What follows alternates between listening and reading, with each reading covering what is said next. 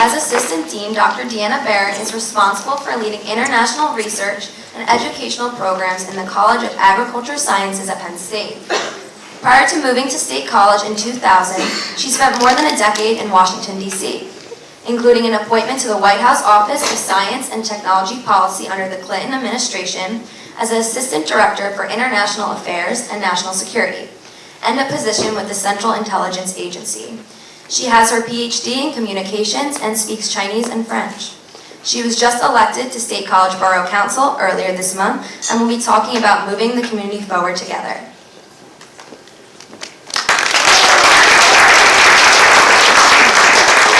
Am I on? Oh yes, hello everybody. I am so excited to be at State of State. This has been something I wanted to do since it was first created, and particularly with this year's theme of the State of Us.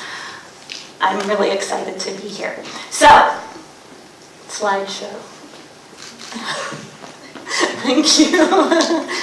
All right, there we go. Okay, you can't see the slides all together, but the topic of my presentation tonight is called College Avenue is a Two-Way Street. And that's me risking life standing in the middle of College Avenue to take this picture for you guys. So we all know College Avenue runs from east to west. Okay, so, oh, I need that again. Okay, I won't hurt it. Hey, there you can see it. Ta-da! Hey, there you go. College Avenue is a two-way street. So, as I was saying, we know it goes east to west, dividing campus from the town. Let's make it go north to south, bringing us together. And that's kind of the theme of my talk tonight, linking us. So my goal for tonight is to start a dialogue with people in the room that care about their community on how we can make the place we live better for us in what I like to call the 3 E's: environmental resilience, economic innovation, and a commitment to equality. So those are the things that I'm going to care about in the next 4 years, and hopefully, well, that's the Borough Council appointment is 4 years, and most of you guys are here for 4 years here as well, so I'm hoping in the next 4 years we can do some things together. So, you know that I'm a Penn State employee, also now on Borough Council. So I have 2 hats to wear. And I want to first take a second to also thank all the students who are here, who voted in this last election, and the group of students who really did an enormous amount of work to get the vote out here at Penn State. I don't know if you guys know, but from 2014 to 2018, Penn State was recognized for tripling the number of students who voted, and we actually blew the lid off of that in 2019 as well. So kudos to people who led that effort, particularly the PSU votes drive, so thanks for that. So, what you might not know is that also now in State College, we are in the process of appointing a new mayor to lead us for the next 2 years. Okay, so 2 years is a long time. And as part of that process, some of the current Borough Council members set out a set of guidelines that really led to some controversial discussion about who was going to be our next mayor of this community. Some of the guidelines were seen as discriminatory, limiting the opportunities for people of diverse backgrounds to participate. But one of the things that garnered the most fireworks was the fact that some of the current Borough Council members said that the next mayor of State College appointed could not be a Penn State employee. So dividing that College Avenue right down the middle, okay? So after all that happened, me being a Penn State employee and also on the Borough Council, I'm like, geez, I need to reflect on this and think about what it really means to be part of this community and what really we want to do and what is the status of our town-gown relations. Okay, how many of you guys have heard this phrase before, town-gown relations? Okay, about a third or half of the room. I actually hate the term, okay? True confessions. So, but it's kind of standard. People just use it without thinking about it. It's an old term. It's got a long, bad history. In fact, I'm going to tell you a little of the history. So this term goes back to the Middle Ages, okay, when students like you were part of the clergy, okay, so you went around wearing gowns and hoods and things, okay, because you were part of the clergy. But what that ended up doing, that was actually a good thing because it was really cold back then, they didn't have heat, so you could study and stay warm. But what that ended up doing is sending a message to the town that the people in the gowns are very special. You can't do manual labor if you're wearing one of those gowns, right? So it set up that division. Also, because students were part of the clergy, they were protected by the church, and so they could do whatever they wanted in town, okay? Imagine that, running amok, okay? Nobody could touch you. Well, it got so bad in the year 1355, okay? This is how far back this goes. 1355, students from Oxford, there were two kids. You'll appreciate this story. This is relevant. It happens today. Two kids were out at a bar, okay, in Oxford, England. The names were Walter and Roger. And they were like, man, these drinks suck. You know, these are really bad drinks. The quality's really bad. They said to the tavern owner, these drinks are bad. Tavern owner John said, I don't care. Walter and Roger threw the drinks right in the face of the tavern owner. What ensued was 2 days of rioting. The townspeople picked up their pitchforks and whatever, stormed the university, killed 63 students, and also 30 townspeople were killed. So the students, lost that war. But almost 100 people died, okay? So this is town-gown relations. This is what we do not want to have happen, right? Okay, so that's why I'm gonna talk more about town-gown relations here in State College. So what I thought I would do, I know some of you know the history of Penn State, but what you might not have thought about is how Penn State, the university, and the town grew up together. And that's what I want to spend a second talking about. So here we are, back in 1855, when Penn State was the Farmers High School. Okay, that year we had 6 professors, imagine, and actually 100 kids came in to study, and that's Old Main, okay?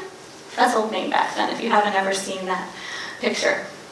In 1874, they changed the name from the Farmers High School to the Pennsylvania State College. Okay, see where this is going. In 1881, they actually had some trouble recruiting students to come, so guess what? They said, hey, no tuition. No tuition. It's only be $14 in fees. How does that sound? Okay, no tuition, $14 in fees.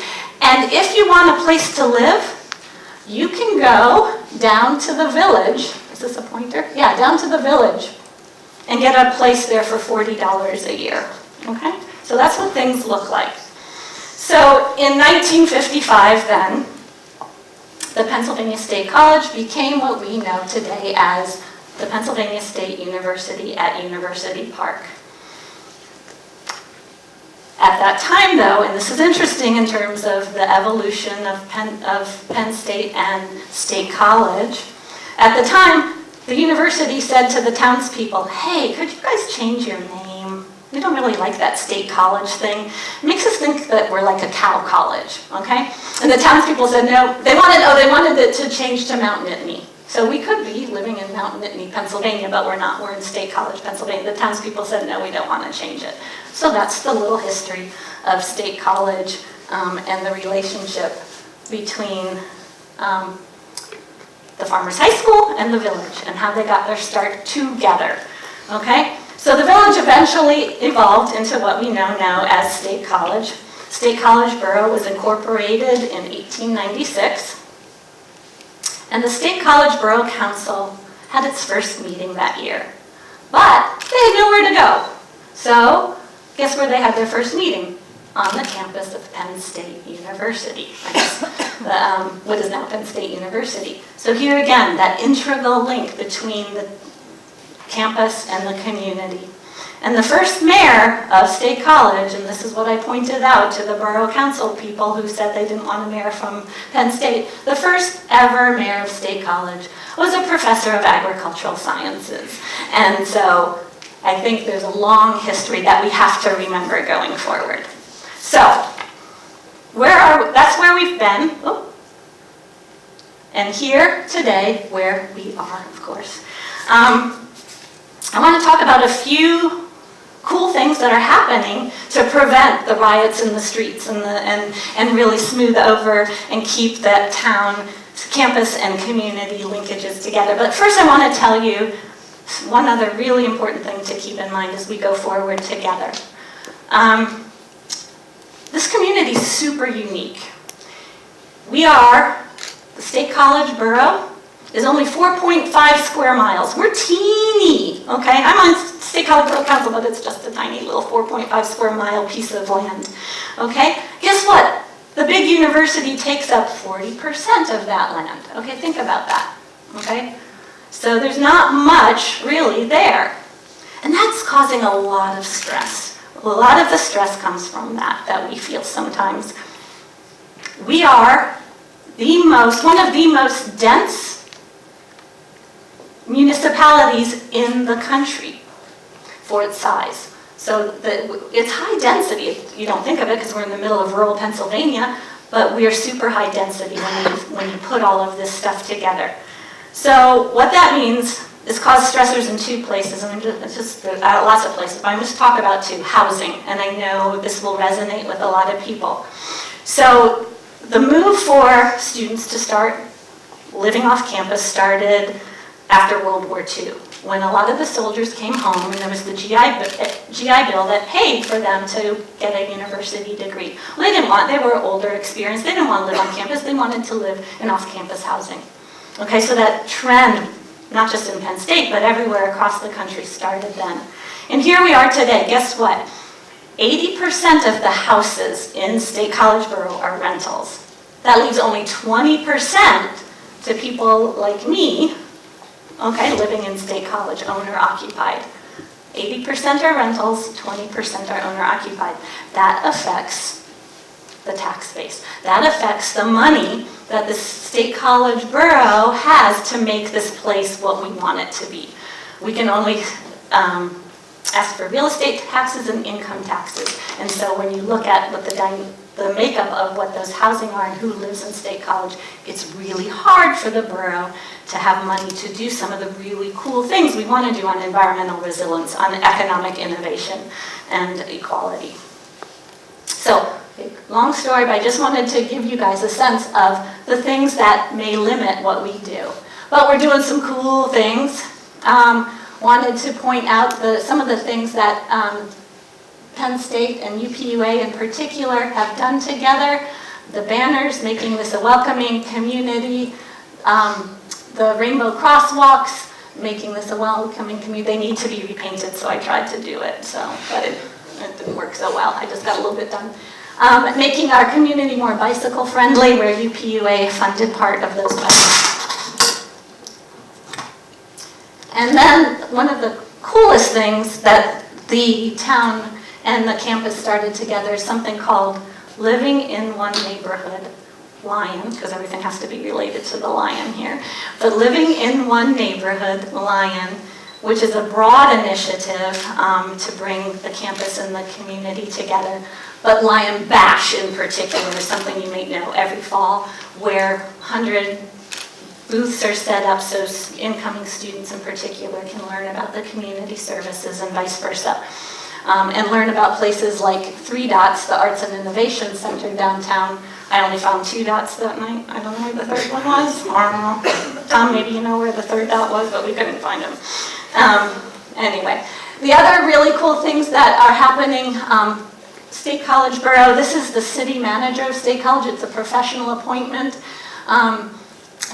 Along with Penn State, has started something called the Sustainable Communities Collaborative. Has anybody been involved in that or heard about it? Oh, it's really cool, good. Where you can, classes are brought to help solve some of the challenges in the local community. And not just in State College, but some of the surrounding communities. But State College has done the most with this program.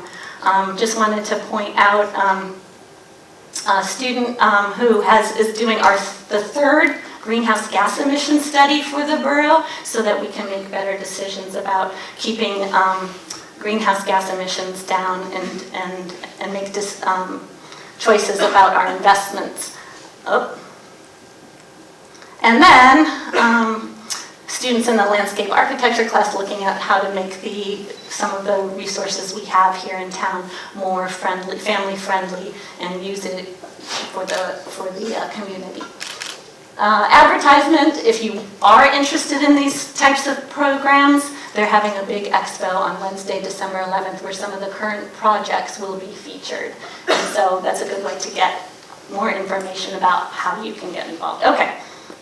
I have no idea how much time I have taken, but what I want you guys to do, and we can do this later because I think I'm out of time. Where's my timekeepers? Okay, what? You're good. I'm good. You also have a whiteboard. Oh, okay, thanks. So apparently I'm good. So this you see is a blank slate, right? There's nothing there. So what I want to do in the minute we have remaining is on the table I put 2 purple giant index cards, okay? So I want the tables to divide into 4 and 4 and just brainstorm a couple things that you would like to see happen in this community in the next 4 years. And this is going to be kind of my compact to you guys to work on in the next 4 years. So keep it clean, keep it, happy if you can, make it as challenging as you want, but spend about a minute working with people at your table and write down a couple things that you want to see happen for us going forward. We're out of time, but we'll be able to do that. We won't do the whiteboard, but I think that we can just have a chat, and then we'll do that.